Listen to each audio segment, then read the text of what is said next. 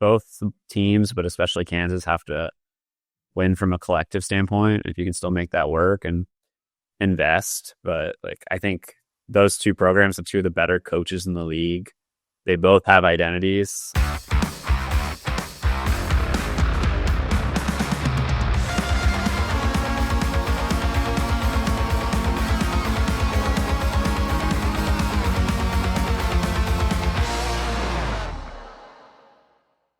Hello and welcome to the Verbal Commitment Podcast here on the Kansas City Sports Network, brought to you by Home Field Apparel.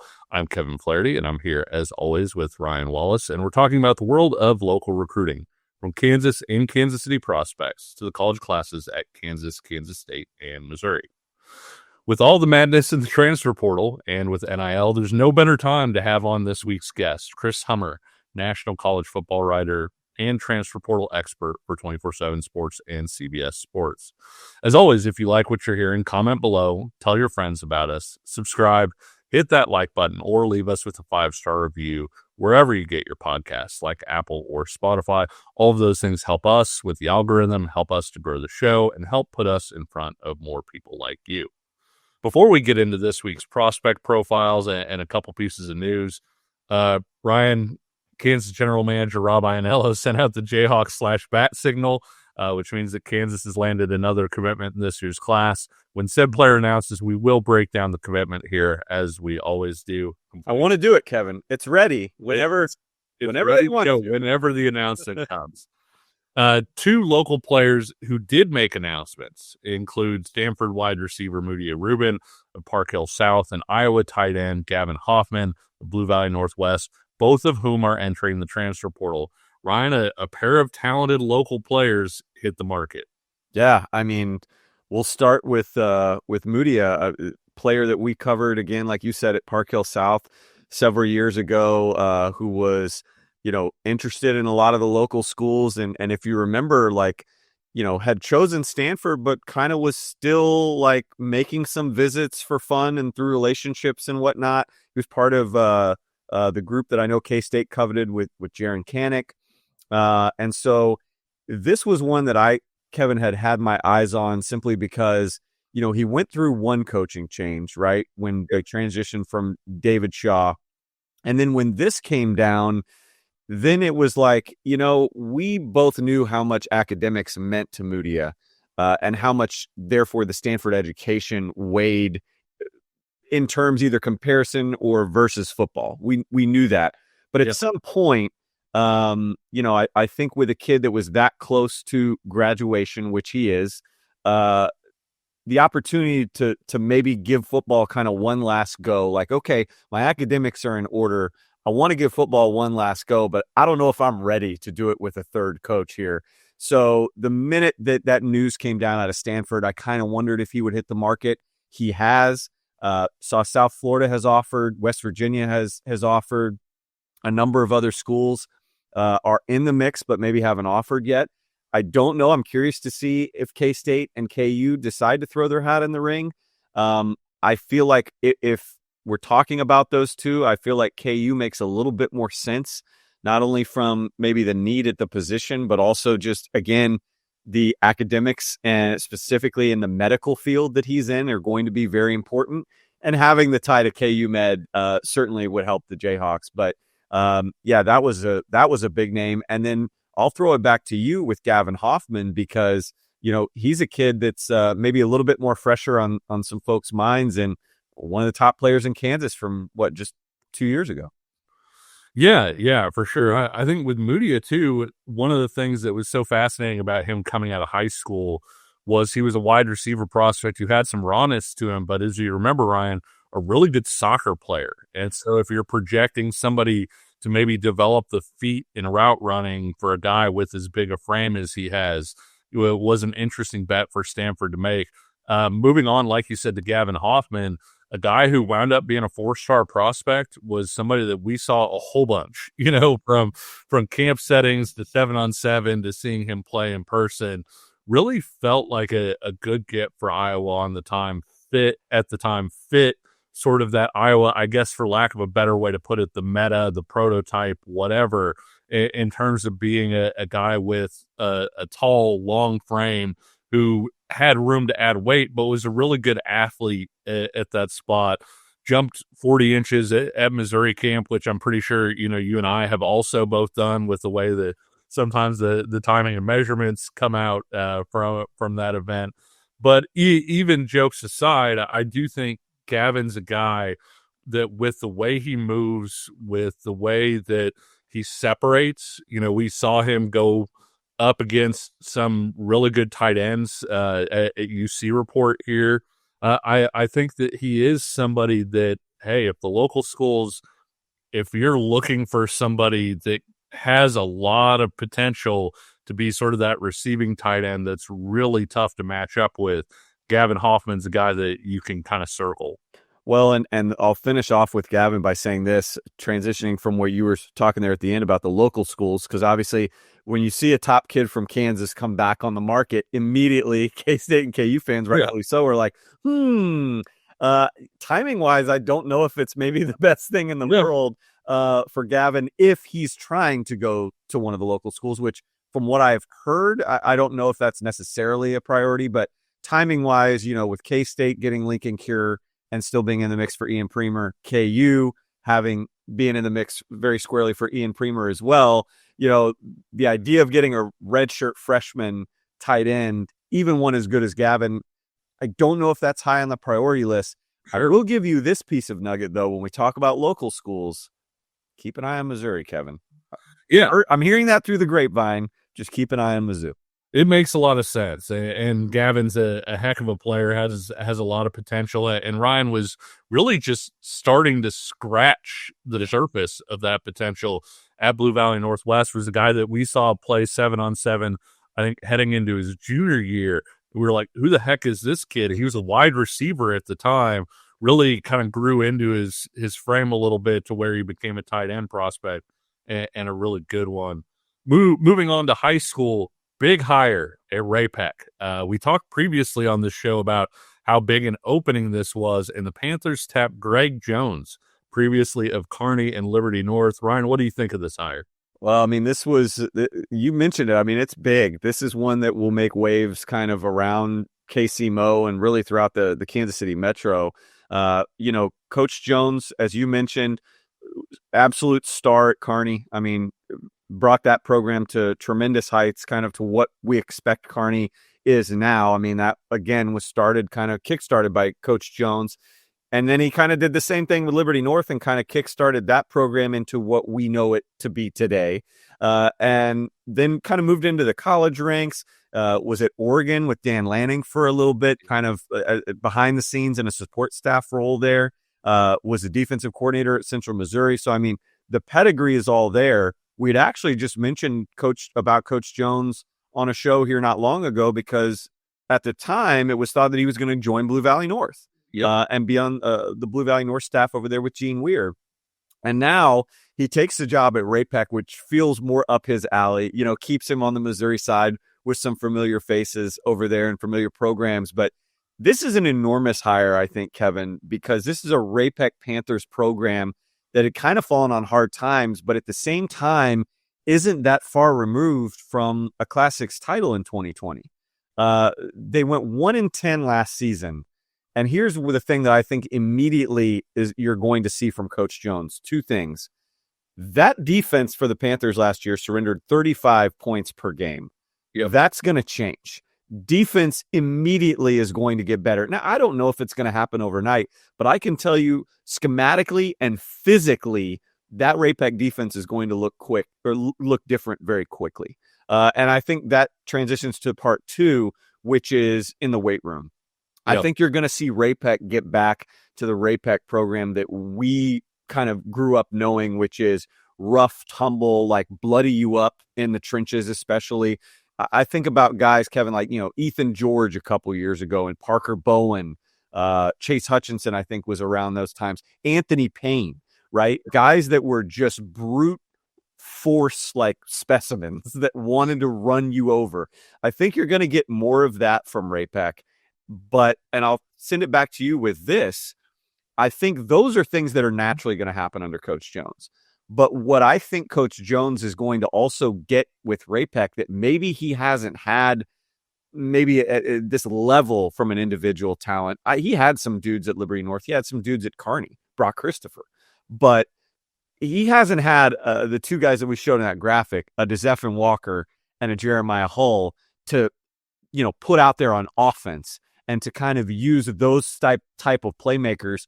Very, very interested to see, we expect the defense to come along. What can he do with those two playmakers on offense? How quickly can Rapek rebound? I'm really, really eager to keep an eye on where the trajectory of this program goes in a hurry. Yeah, it's interesting you talking about the defense and the physicality. Few things help physicality and defense more than having a running game with a guy like DeZephan Walker and being able to line up and give that guy the football. We've talked about it on this show before. One of the best running backs to come through Kansas City probably in quite a while, at least running back prospects. And he's got some home run potential too, but having a guy like DeZephan Walker, I think if I were Z, I would be very excited about this hire, and then I think you're going to get the football and be a major cog, and Rapek sort of turning things around, certainly from where things were a year ago. For those of you who may not be familiar with our show, every week we feature two players for prospect profiles, one from the state of Kansas and a player from the Missouri side of the Kansas City Metro, with Ryan and I swapping off week by week. This week, Ryan is on the Kansas side, and I understand that you may be highlighting a favorite player of ours that we saw in person this past fall. Long overdue for this one, Kevin. So I'm going to get into depth with Lawson McGraw. I've been flying this fan flag for a while now, stamp Team My Guy on the back of Lawson McGraw because I am so high on him. Tempted to put him in my top 10 when we were kind of going back and forth on the top 10 in Kansas. He's probably right on the fringe, but I think the upside is there for him to make a major push as a senior, especially from what we saw from him as a junior when we saw him in person. And again, when you watch Lawson McGraw, everything is there that you want to see. Here he is, coming off the edge. It's like, okay, you want to see him kind of that outside linebacker. He's going to play things extremely smart. He'll track down the football with ease. Oh, you want to see him play off the ball in space and come up and make the open field tackle. Oh yeah, with that arm length, he can do it. An outrageous wingspan. Here he is again coming off the edge. You want to see him more in pass rush, in pursuit. He can bend the corner and make a punch on the football where he forces the fumble. And then again, oh, you want to see him in space and cover? Yeah, he can do that too and make a play on the ball. There's really nothing that Lawson McGraw can't do, including what you see from an athletic profile with him at tight end, where he averaged over 16 yards per catch with 3 touchdowns. I just think he's got the most well-rounded game in a 6'4", 215-pound frame that you're going to find locally. An all EKL second-team linebacker, and honestly, I think that has more to do with the guys that were in front of him. I mean, I think he played at a first-team level, but when you've got McGuire, Richmond, Dawson Merritt, Jackson Cook at Blue Valley West, his own teammate, I wouldn't put too much stock in the fact that he was just second team. He was playing at first-team level. So again, a guy that we've been talking about on this show, praising since November 15th, really, when we previewed that game against Shawnee Mission Northwest. I talked to Coach Josh Korkemeyer, fellow BV guy out there, the head coach at Blue Valley West. Lawson's taking the spring off after playing football and basketball. But here's what's crazy and a little scary to think, Kevin. Coach Cork thinks he still might be growing at 6'4", 215 pounds. Arkansas State's offered, New Mexico's offered, Coastal Carolina, Eastern Michigan, FCS, and Ivy League too. So, he's got the brain power there to do it as well. So it's not that he has a lack of interest. But here's the thing. You throw all the football things that I talked about and how, that whole profile and blueprint that he has. I haven't even mentioned the kind of ace up the sleeve for Lawson, because here's why, Kevin. I don't really like to talk about it because I think he's deserving of more accolades and more attention in and of itself. But we're talking about the fact that this is John McGraw's son. Yeah. And that's a whole nother level. It's like, okay, yeah, now you've got this athletic blueprint, like the actual DNA of John McGraw, and a guy that's, grown up around football and has been able to talk football and chop it up at home with an NFL vet, So there's that side of it too. I think the dominoes are going to fall soon from a Power 4 level. And I think once one of them falls, it's going to happen fast. Everybody's waiting to see how much longer kind of can we wait and see if maybe there's some national guys out there before we feel the pressure to offer Lawson McGraw. As we tape this, I think he'll be up at K-State this weekend. So some of these visits, practice visits, are going to start to happen. Maybe it is K-State, where his dad's alma mater is the first one to pull the trigger. I'm encouraging everybody out there from a Power 4 level, don't wait around on this. You will look smart if you were the first offer here. I don't think he'll let you down at all because, again, there isn't anything he can't do as a defender. Ryan, just about everybody, the first question that you ask when you see a prospect is, okay, who are the parents? Did the parents play? Were they athletes? And to your point, even if you didn't know that this was John McGraw's son, even if you just had the picture as somebody totally separate, and he's like, no, my parents weren't athletes, right? Still a bet worth taking as a guy who's kind of a defensive chess piece, can move around, do a lot of things. You're betting on the frame, you're betting on the athleticism, but above all of that, you're betting on this being a really good football player who can figure that part out once he gets to the college level. I'm over in the Show Me State this week, and a week after we highlighted a Liberty player, I'm going to pop over to Liberty North and edge rusher Derek Davis Jr. He's 6'3", 210 pounds. And before we get into the football part, Ryan, he has this interesting track combination of being a high jumper who also threw more than 43 feet in the shot put. So you've got the athleticism, you've got the core strength. Some schools will offer a kid at this position if they throw 40 or 45 feet in the shot put. He's right there. Let's get into the highlights here. You can really see that combination of athleticism and core strength, I feel like, Ryan, on tape. He's a guy that gets inside of guys' pad levels really quickly like that. He can make plays in the backfield. He can shoot gaps. He lines up both on the inside and outside of tackles for Liberty North, and so he has some versatility there right now. I think, though, just overall, when you look at the frame, when you look at the ability, the athletic measurables, the production that he had, this is somebody that I think has a chance to be somebody that, as people sort of, as you said, with Lawson McGraw, maybe you're in on some national guys. Maybe you feel like, hey, this is the edge guy that we really like. If those guys fall off a little bit, or as teams sort of get into their second choice type guys, I think Derek Davis, because of that speed to power ratio, the way he can make himself small to shoot through gaps on the interior, because of the frame, all of those things, I think make him a really intriguing prospect to keep an eye on this offseason. No doubt. And the other thing I think with Derek, to finish up, is the fact that, at a Liberty North, they have the type of athletes and the type of numbers where you can keep a guy, as crazy as it sounds, like Derek Davis, kind of on your second team a little bit, or as part of a rotation. I think that senior year, he's going to finally play the snap count that is going to get him on the field more. You're going to see more plays like we saw there.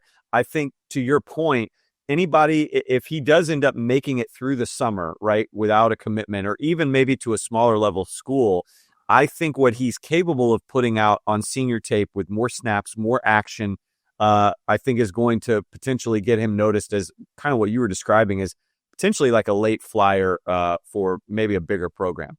Smart kid, great grades, also does debate, Ryan. So if you want somebody to confuse offensive tackles, both with their movement and by making a case for, what we should do economically, I think he's probably the guy there. So we'll have our interview with 24/7 Sports and CBS Sports national writer Chris Hummer here in a minute. But first, notice that Ryan is rocking our team gear here at KCSN. If you want to rock your team's gear, we want to tell you about our friends over at Home Field Apparel, who have you covered as you start shedding those layers and heavy sweatshirts for t-shirts and shorts. You might have to go back into sweatshirts once or twice more before we get there, but you can still support your favorite school and look great doing it. Kansas State, and Missouri fans all have more than 40 items to choose from. So head on over to homefieldapparel.com, use the promo code link below in the description, and you can get 15% off your first order. We'll be right back. Looking for tickets for your next event? Tickets for Less is your #1 source. Save big on every purchase when you use promo code KCSN at ticketsforless.com. Success in real estate takes more than vision. It takes the right financial partner. When someone takes something rundown and turns it into something great, that's called a comeback story, like Brain Group. They take distressed properties here in KC, completely rework them, and then turn them into valuable real estate. But that kind of work needs the right bank behind it. Enter Emprise Bank. They're not about cookie-cutter loans. They saw Brain Group's vision, backed them, and now they're making big moves in Kansas City real estate. Talk about your partner in possible. Emprise doesn't do one-size-fits-all financing. They invest in potential and back growth. Visit emprisebank.com/KC to learn more. Emprise Bank. Member FDIC. Equal housing lender. Are you ready to win real money this March? Struggling to choose which team will pull off an upset? Forget about the teams. All you need to focus on are player stats to rack up big cash prizes with DraftKings Pick 6. And when it comes to the massive payouts, DraftKings dunks over all the competition.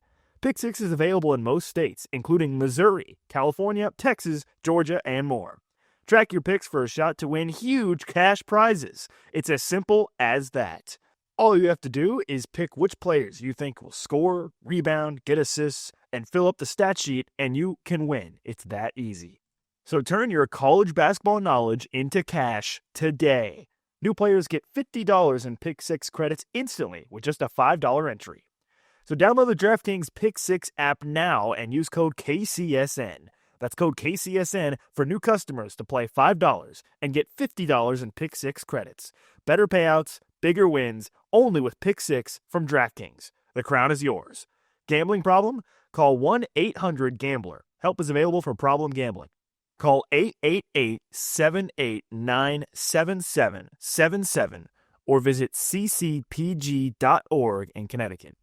Must be 18 plus. Age and eligibility restrictions vary by jurisdiction. Pick 6 not available everywhere, including New York and Ontario.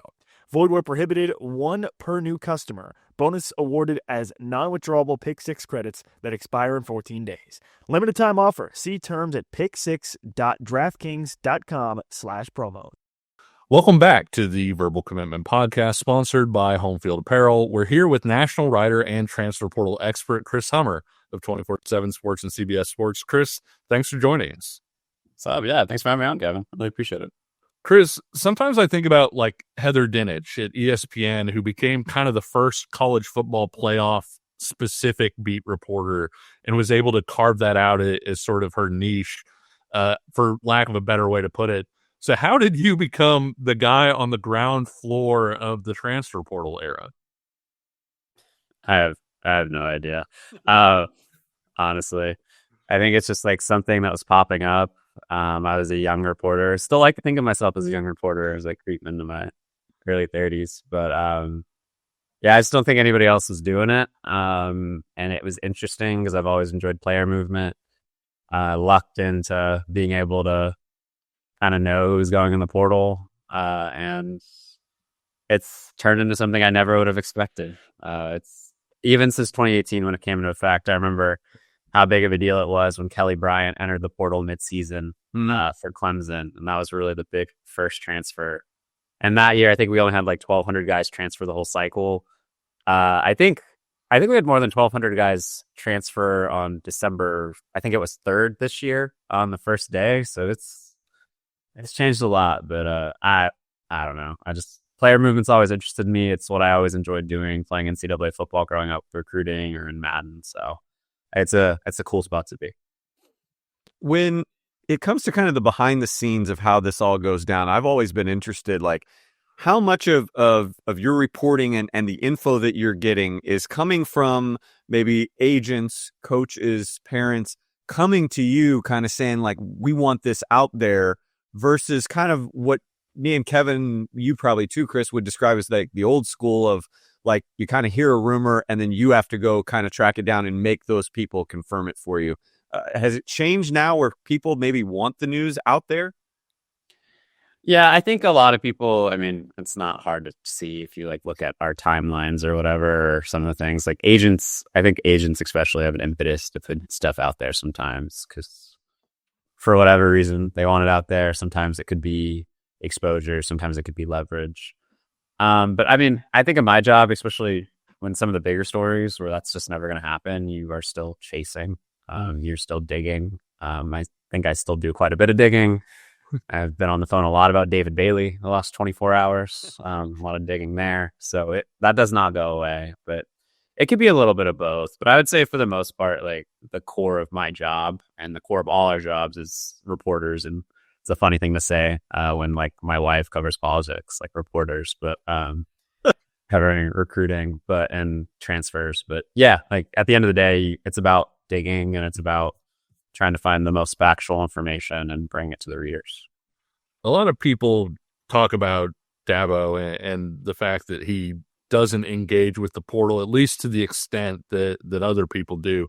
I want to go the other way. Who's somebody that you feel like is making a really good use of the portal? Not necessarily, hey, they're taking 40 kids, but this is a team that seems to really understand what they're doing and navigating the transfer portal at this point. Well, I mean, I don't think you have to start with Ole Miss. Yeah. Ole Miss, I mean, I still think about recruiting as the baseline of college football, right? Like you can't win without hitting like Bud Elliott's blue chip ratio. And I think that's going to be true forever for the most part, unless the sport really morphs.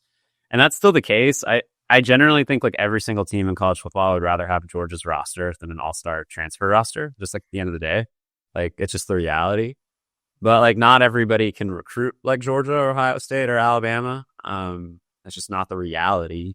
And you have to figure out a way to close the gap. And I think a team like Ole Miss, which is like a top 25 recruiting program, might get an occasional 5-star, but isn't going to win in that way, has figured out a way to find success outside the norm in terms of recruiting. And I think that's a huge thing. And I think they've done an excellent job kind of navigating that world.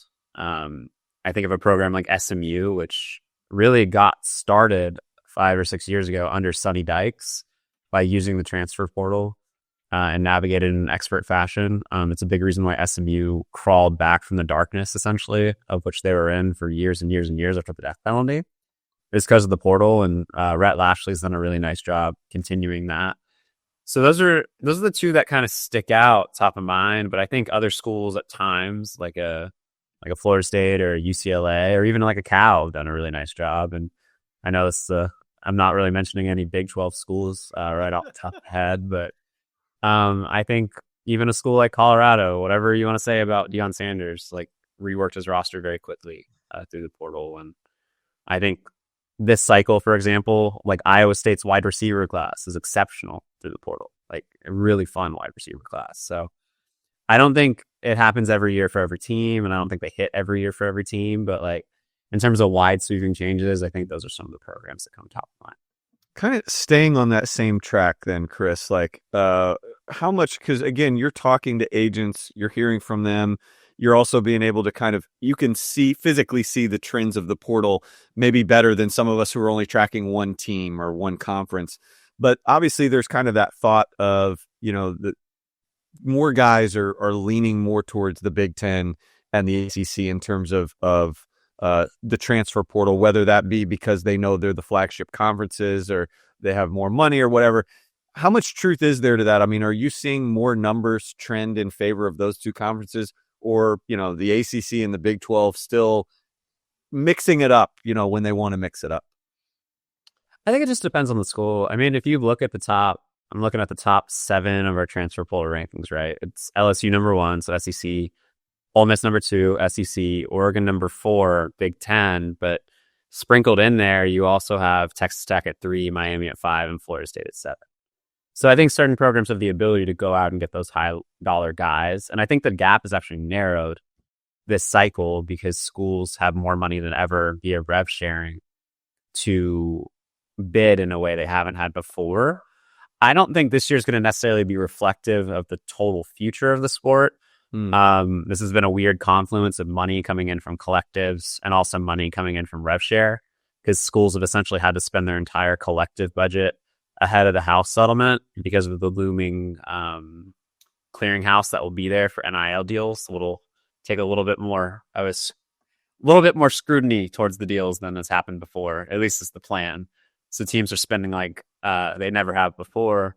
But I'll be very curious this time next year if what the landscape looks like, because technically it's supposed to be even. I think we all know it's never going to be totally even in college football. If teams can't cheat legally through NIL, they're going to cheat illegally at the end of the day, right? We all know that's the reality.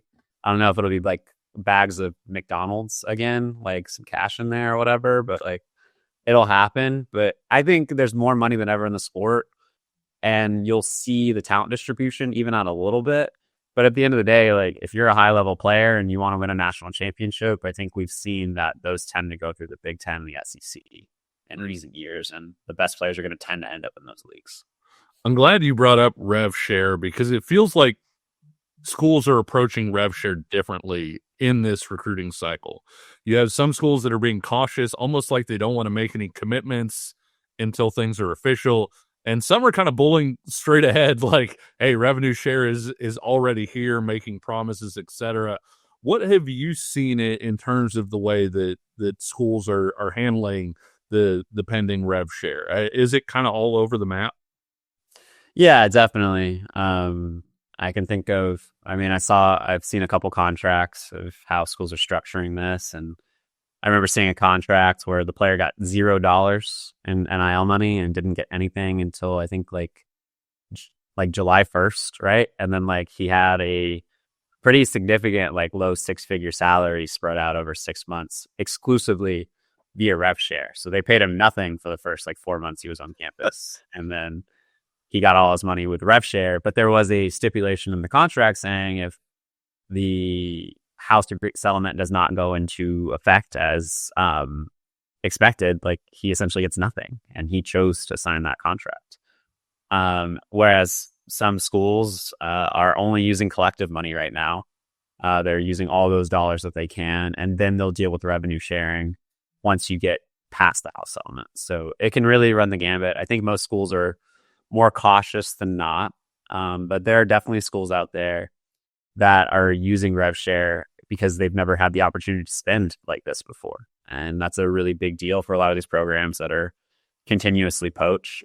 I do think ultimately it'll probably narrow the gap at the top, right, a little bit. But like in terms of the bottom of the sport, we're talking the group of 5 programs that have rev share and really can't keep up or don't have rev share at all.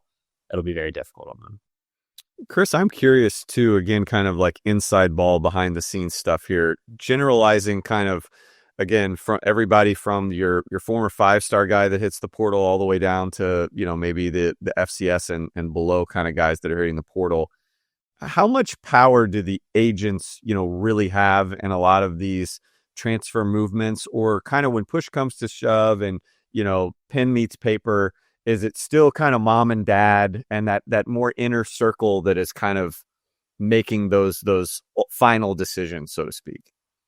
I think it's definitely more of the latter. Like at the end of the day, like a good agent, at least I would think, is there to advise, not to instruct. And I certainly know agents who are hoping a player picked one school because the dollar bid was a little bit bigger and they didn't get it. But I mean, every situation is different. Every relationship is different. And in some cases, some players will prioritize what the agent advises over the parents or the uncle or the 7-on-7 coach. And sometimes the 7-on-7 coach is the agent, right, as we all know, like in this era. So it really is situational. It depends. But I think ultimately, like the decision comes down to the player and who the player trusts most. I think the best recruiters will always tell you, like, you go and find the person that player trusts the most and get them in your corner. But that can really vary depending on the player, and the agent factor here is just another wrinkle that schools have to deal with, and figuring out who that number one person is.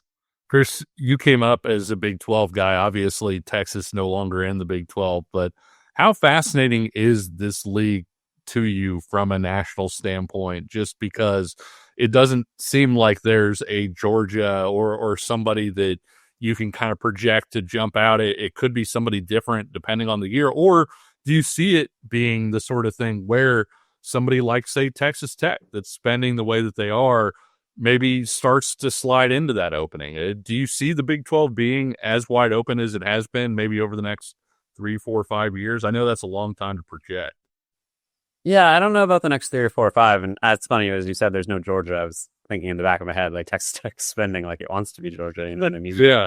But I think it's going to be pretty wide open unless like somebody really establishes themselves at the top. I mean, this past season was fascinating, right? Like you had Oklahoma State finished at the bottom of the league, and you had Utah finish at the bottom of the league, and I think they were picked 1, 2, right? And Arizona State was picked 15th in the league, and finished at the top. And I think something like that could easily happen next year. I think Houston was one of the worst teams in the Big 12 last year, and I think they're going to be much better next year and very competitive because the ability to get to the top of the league is not that difficult. Like the path to the top of the league is not that difficult. Like the margins are very small. Like a team can flip very easily from 4 wins to 8 just by winning a couple possessions here and there. And I mean, that's football in general, but like there's not a significant gap between the top and the bottom of the league by any means. I have a really hard time projecting the league next year. Right now, Texas Tech would be my Big 12 championship favorite because I think they just have more talent. But Arizona State brings back, I think, 20 starters. Iowa State, I think, didn't necessarily get better. They're going to have 2 first-round draft, potentially 2 day 1 and day 2 draft picks or receiver, but like they're not going to be much worse. BYU is going to be really fun. Like I think Colorado is going to be worse, but like the point carries through there. Like I think there are probably 10 or 12 teams in the Big 12 next year that enter with legitimate hope of winning the championship and legitimate thoughts they can't. And I don't see that changing in the next 3 or 4 years. The league is tight. As long as everybody's willing to spend their rev share money in the same way, I don't think anybody's going to really separate. So unless we see another round of realignment that alters this, I think this is just going to be one of those leagues that's wide open every year. And as a person that loves a Saturday afternoon, Saturday morning, Saturday evening slate, it's really fun. Like I probably still watch more Big 12 football than I did anything else last year. It's just what I grew up with, and the league was awesome. Like weird, but awesome. Kind of an unexpected topic that you just made me think about. But you mentioned the Willie Fritz factor, and I know Kevin and myself. K-State fans especially know about the Willie Fritz factor from when he was at Tulane. So like K-State fans were already nervous about him getting into the league. But then guys in our seats that have covered recruiting long enough, you're like, oh, you're getting Willie Fritz and you're giving him the Houston market to recruit in. Like, look out. So it's funny that you say that, but it's also interesting that like you mentioned some teams that it feels like a Houston and Texas Tech that are on the rise. What is going on right now? Since you have boots on the ground down there with like the TCUs and the Baylors, are we seeing them fade, or maybe has it just kind of been a quiet season / off season and they're going to lurk and still be there, or are we seeing them maybe project downward for the first time in quite a while? I actually think so. TC took 9 transfers in the winter, which is the fewest they've taken their entire time under Sonny Dykes, and I think that shows you how optimistic they are about the roster. Right? Like, there's a lot of optimism in Fort Worth right now. I think Josh Hoover is going to be one of the best quarterbacks in the country, not just the Big 12 next year. I think there are a lot of people in that building that think they can win the Big 12 next year, and Baylor's on a better footing than it was this time a year ago, for sure. Like Dave Aranda, I think, was one of like the 3 most likely coaches to be fired going into last year. The only thing that really saved him from being fired the year before was the size of his contract, to be frank. Like a lot of people wanted that to happen, and with the way they finished last year, he staved that off. I think they really found something late in the year with their offense. They move to an air raid under Jake Spavital, and it really saved their season. And if they got the right pieces in the portal and developed the right pieces on the defensive side of the ball, it's funny, the thing that really held Baylor back last year was Dave Aranda's baby. That defense just hasn't been what you would expect it to be under him. Then I think there's a lot of optimism at Baylor too. Like, I actually think both programs enter next year with higher expectations than they did the year before. But I also just think that speaks to the league. Like, at the end of the day, like, there are very few teams in the Big 12 I think they're going to be worse. Like, I feel pretty confident in saying like West Virginia is going to be worse or Colorado is going to be worse. But like outside of that, like, I don't know, like Arizona's probably not going to be any better. Like, they didn't end up sure season, but like a lot of the other teams, I think like really legitimately think they can improve, and I think Baylor and TCU are two examples of that. Kansas State has really high expectations for this season. I think Kansas feels like it's going to be better because they lost a lot of those close games that you kind of mentioned, where you figure some of that just, regression to the mean. Some of those are bounces are maybe going to go a different way this year. But I'm a little bit more interested in the long term in terms of what do you think it would take for Kansas or Kansas State to consistently be at or near the top? Like, what's the formula for them to have success in sort of this new look Big 12? Maybe I'm crazy. I don't think the formula changes that much. I'd be very interested in Kansas specifically because they're, at least in terms of ref share distribution, they're going to have a really difficult conversation coming up, given how prominent their basketball program is. And K-State's obviously had an excellent basketball program in the last couple of years too, but like, I can't imagine Kansas spends as much on football as some of the other teams in their league, just simply because of how competitive their basketball team is. So like both teams, but especially Kansas, have to win from a collective standpoint if you can still make that work and invest. But like, I think those two programs have two of the better coaches in the league.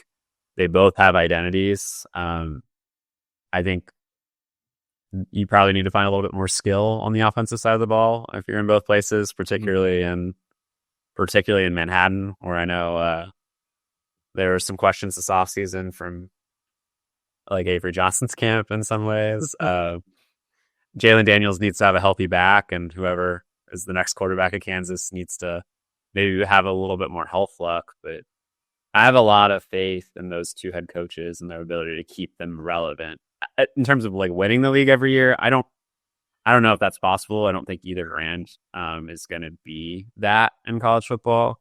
At least traditionally it hasn't been. But like in terms of being competitive and winning 7 to 10 games every year, I think that's very possible for both teams.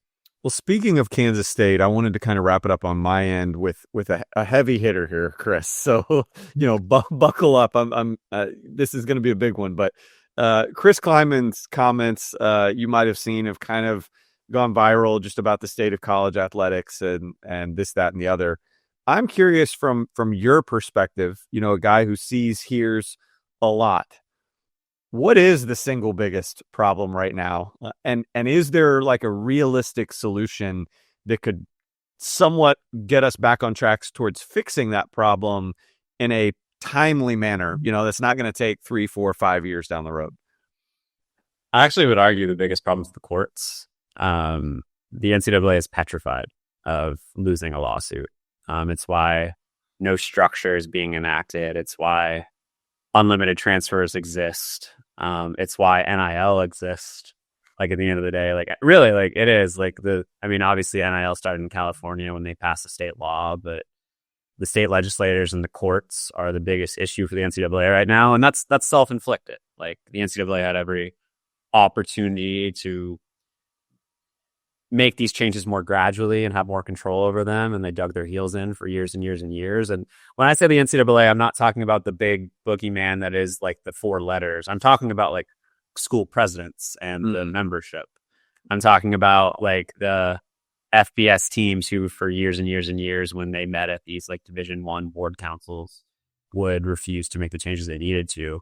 So like you're just dealing with that. And until there's some form of structure and until there's some form of governing, and not even a governing body, what really needs to happen is collective bargaining needs to happen. Like that would put guardrails back in the sport. Like You need to collect a bargain. These players need to be given a say. That way you can enact rules that actually stick. That way you don't have Diego Pavia going and suing for NIL money, or you don't have a Division II transfer going to Wisconsin suing for an extra year because he feels like he needs it.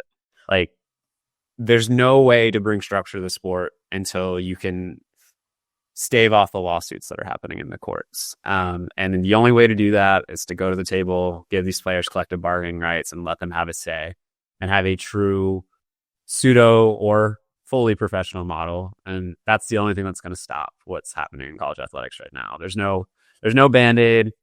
There's no Congress isn't going to fix this for you. That antitrust exemption's not coming. Like, Congress, I mean, we don't need to talk about politics, but like, very little gets done in our country. Very little gets passed in a bipartisan fashion. It's not happening for college athletics. So you just need to figure it out, go to the table with the players, and bring some structure to the sport. That's the only way we'll exit this era of chaos that's really been the case since like 2019 or so. My last question, I'm going to go back to the Big 12, but sort of from a national perspective. Can the Big 12 compete for national titles in the new expanded college football playoff era, and or what would it take for a Big 12 team to win a national title in that era? Because you don't typically see Big 12 teams meeting the Bud Elliott blue chip ratio that you talked about. It's not a league that recruits at a super high level, generally speaking. What would it take for a Big 12 team to finish a season hoisting that trophy? I think I've written, it's been a long time, but I think I wrote like the formula to bust blue chip, talking with Bud once. And I always think it comes down to a couple of things. One, you need an excellent head coach. Two, you need a generational quarterback. And three, you need a defense and some skill with at least like a couple draft picks sprinkled in. And if you get all of those things, like, it's not likely at the end of the day, like, you're still going up against juggernauts, but it's possible. It's not a good example, but like, really, Clemson's the team we've seen come the closest to busting blue chip the last 15 years. It was that first Clemson team that lost to Alabama. Like, you know the formula, right? Deshaun Watson, a couple of really good receivers, elite defensive line, and that's the baseline for busting the BCS or busting the blue chip ratio. And I don't know if that's possible in the Big 12, but like, we saw TCU get to the college football playoff national championship game a couple of years ago. Arizona State should have beat Texas this past season. Like, honestly, should have beat Texas. Like, Texas was very lucky to escape with a win there. So in the playoff format, when it's a one-off, the worst team can win sometimes. It's the reality. Do I know if the worst team can win 3 times in a row? I'm not willing to say that. But like, I'm not going to say it's impossible, but like, you're going to have to have lightning strike. You're going to need one of those like generational teams, which like everybody remembers their generational team. Like, Kansas State's had a few, Kansas has had essentially one, but those are the teams that have a shot. I don't know if I'd pick it at the end of the day, but like, I think it's possible, but it would take a lot of things to go really right for it to play out that way. Kevin, I'm thinking of that Dumb and Dumber. So you're telling me there's a chance? Yes. Yeah, exactly. Chris can't see it because my arms are down here, but there's a little fist pump action going on. So, hey man, Todd Reesing comes back to campus, you never know. Hey, you never know what can happen. So, well, thanks again, Chris, for joining us, and thanks to all of you for watching and listening to the Verbal Commitment Podcast here on KCSN. If you like what you've seen or heard, comment below, leave us a like, subscribe, or hit us with a 5-star rating. And until next time, we'll see you on the trail, and take care.